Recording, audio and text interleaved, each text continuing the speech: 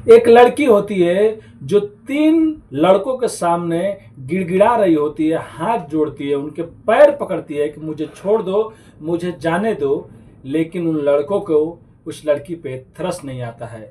बारी बारी उसके साथ में वो लोग गैंग रेप करते हैं और गैंग रेप करने के बाद जब उस लड़की को सांस लेने में प्रॉब्लम होती है तो एक लड़का जाके एक सांस लेने वाला एक छोटा सा जो आता है वो लाख उसको देता है। फिर उसके बाद भी उसके साथ में वो लोग गैंग रेप करते हैं और गैंग रेप करने के बाद उस लड़की से कहते हैं अगर तुमने किसी को बताया तो तुम्हारे घर वाले और तुमको हम लोग जान से हम मार देंगे। लेकिन वो लड़की इतनी हिम्मती होती है कि अपने पापा को पहले फ़ोन करती है और उसके पापा पुलिस को फ़ोन करते हैं। और जब ये पुलिस में मामला जाता है तो चारों ओर हड़कंप मच जाता है, क्योंकि जो लड़की रहती है वो लॉ की स्टूडेंट रहती है। तो चलिए पूरी कहानी को बताएंगे, आखिर में एक घटना कहाँ घटी थी और कैसे एक लॉ की स्टूडेंट के साथ में इतनी बड़ी हैवानियत घट जाती है। और जो स्कूल जो कॉलेज होता है, क्या वहाँ पे कहीं सीसीटीवी कैमरे नहीं होते, क्या वहीं पर कोई गार्ड नहीं होता है जो उनके रोके, जो लड़कियों की सुरक्षा करे। तो नमस्ते, आदाब, सत श्री अकाल। आज की जो सच्ची घटना मैं आप लोग को सुनाने और बताने जा रहा हूँ, ये घटना कलकत्ता से शुरू होती है। 24 जून की दोपहर के शाम के टाइम की बात है। एक लड़की होती है जो जाती है एक फार्म भरने और फार्म भरने के बाद वो आती है और एक हॉल में बैठ जाती है और वहीं पे वो आराम करने लगती है। तभी कुछ और वहाँ पे लड़के लड़कियाँ आती हैं और आराम करने लगते हैं और बात करने लगते हैं। लगभग शाम की टाइम हो गई रहती है। तभी वहाँ से कुछ और जो लड़के और लड़कियां रहती है वो लोग बाहर जाने लगती है। उसी टाइम में वहाँ पे कॉलेज का जो पहले का स्टूडेंट रह चुका रहता है, जिस स्कूल में वो पहले छात्र नेता रह चुका है, जिसका पकड़ पॉलिटिक्स में होता है, वो वहाँ पे पहुँचता है और अपने दोस्तों के साथ में, और वो लड़की को प्रपोज करता है कि क्या तुम मेरे से शादी करोगी। लड़की मना कर देती है। फिर उसको वो लोग वहाँ से उठा के दूसरी जगह में लेके जाते हैं और दूसरी जगह में लेके जाने के बाद बारी बारी उसके साथ में वो लोग रेप करते हैं। लड़की चीखती है, चिल्लाती है कि मुझे छोड़ दो। लड़की की उम्र मात्र 24 साल होता है। जो मेन इसमें का क्रिमिनल रहता है उसका उम्र 31 साल रहता है। और तीनों लोग मिल के उसके साथ में बलात्कार करते हैं और उसके बाद उसको धमकी भी देते हैं, अगर तुमने किसी को कुछ बताया तो तुम्हारे घर वालों और तुमको मार देंगे। लड़की साहसी रहती है। वो लड़की तुरंत अपने पापा को फ़ोन करती है और उसके पापा को पुलिस सच्चाई बताती है। उसके बाद उसके पापा पुलिस को बताते हैं और पुलिस वहाँ पे पहुँच जाती है।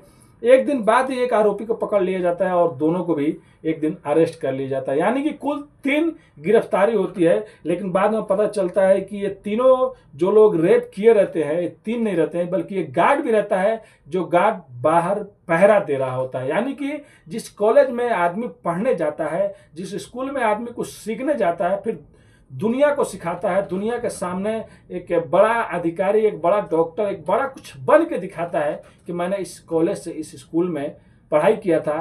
कुछ महीना पहले ही आप लोग आरजी कॉलेज में कलकत्ता में देखे होंगे, जहाँ पे एक स्टूडेंट रहती है, जहाँ पे एक डॉक्टर रहती है जो ट्रेनी डॉक्टर रहती है, पढ़ाई करती है और देखभाल करती थी। उसके साथ में कितनी बड़ी हैवानियत होता है, उसके साथ में कितने लोग गैंग रेप करते हैं और उस बेचारी का निर्मम तरीके से हत्या कर देते हैं। तो हो ना हो कहीं फिर से ऐसी घटनाएं ना हो जाए, तो सरकार को इस सब घटनाएं पर ध्यान देना चाहिए। क्योंकि जो पहले की घटनाएं घट गई थी उसके बाद भी क्या कॉलेज में, स्कूल में हर जगह कैमरा नहीं लगाया गया?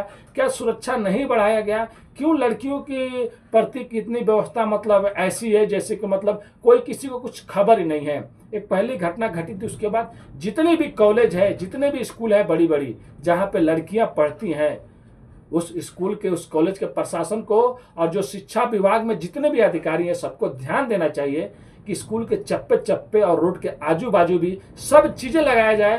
क्योंकि लड़कियां जब घर से पढ़ने जाती हैं स्कूल में तो उनको घर वाले को ये लगता है कि मेरी बेटी यहाँ पे पढ़ने जा रही है, इस स्कूल में जा रही है तो वहाँ पे सुरक्षित रहेगी। स्कूल में भी कुछ अलग सिस्टम होता है देखभाल करने का, उनकी जिम्मेदारी होती है। लेकिन यहाँ पे ऐसा कुछ ही नहीं होता है। फिर उसके बाद उनकी गिरफ्तारी होती है और गिरफ्तारी होने के बाद 14 दिन की पुलिस की रिमांड मतलब रिमांड पुलिस लेती है और उनसे अच्छे से पूछताछ करेगी, क्योंकि जो उन्होंने जो घटना को अंजाम दिया है वो छोटा मोटा कोई घटना नहीं है, ये बड़ा घटना और भी घट सकती थी। और लड़की के शरीर पर अलग अलग मारने पीटने का चोट भी लगा, क्योंकि वो लोग जो काम गलत कर रहे थे उसके दौरान उस लड़की को मार भी रहे थे। लड़की बार बार उन लोगों का हाथ जोड़ रही थी, छोड़ दीजिए छोड़ दो, लेकिन वो लोग नहीं छोड़ रहे थे। तो जो उसमें से एक आदमी रहता है वो छात्र नेता रह चुका है और उसके ऊपर पहले से भी कई लड़कियों का मतलब ये आरोप था कि वो लड़कियों से बोलता था कम्प्रोमाइज कर लो, कुछ मैं तुम्हारा नंबर बढ़वा दूंगा, कुछ और कर दूंगा। लेकिन जो 2 लड़के हैं उनका सामने आ रहा है कि इनका कोई भी मतलब क्रिमिनल बैकग्राउंड नहीं है पहले से। लेकिन कई बार ऐसा होता है कि कई स्कूल में बच्चे लड़के पढ़ते हैं तो संगत का असर पड़ जाता है। जैसे कि हर कॉलेज में एक एक लीडर होते हैं, एक एक टीम होता है, तो उनके साथ में जुड़ने के बाद शायद वो लोग भी उसके साथ में चल जाते हैं। तो अभी वो लोग 14 दिन की पुलिस की रिमांड पे है और पुलिस अच्छे से जांच कर रही है।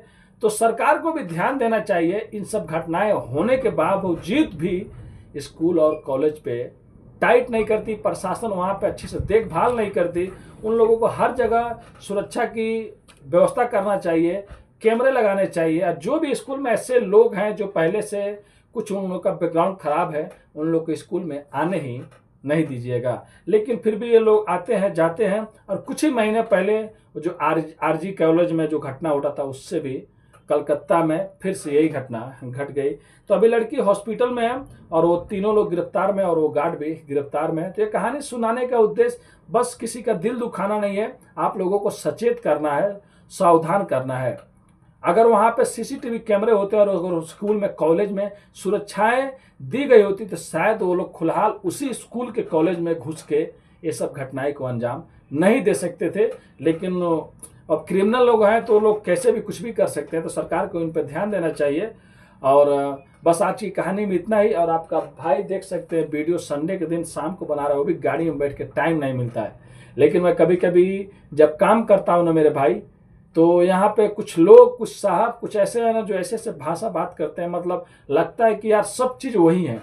फिर मैं सोचता हूँ यार ज़िंदगी में देखो मैं पैसे तो कमा रहा हूँ जितना सैलरी मिलता है, लेकिन मेहनत करना नहीं छोड़ना चाहिए। अगर आप लोग सपोर्ट देंगे मेरे भाई तो मैं हमेशा सच्ची कहानी आप लोग को सुनाता हूँ, जो सच्ची घटनाएं घटती है।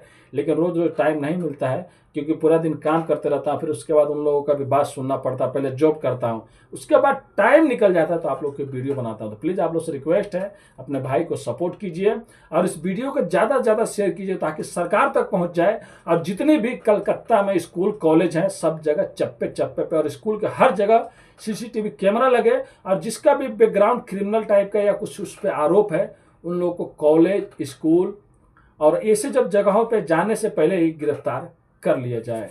धन्यवाद।